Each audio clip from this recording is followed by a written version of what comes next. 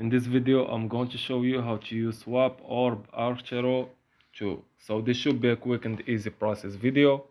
Now without further ado, in Archero 2, success depends on having the right equipment, and swapping orbs is a masterpiece for progression. So how to get swapping orbs? Obtaining swapping orbs is one of the toughest challenges because heroes have limited resources, especially no money to spend on the product. The first thing you need to do is daily quests and events.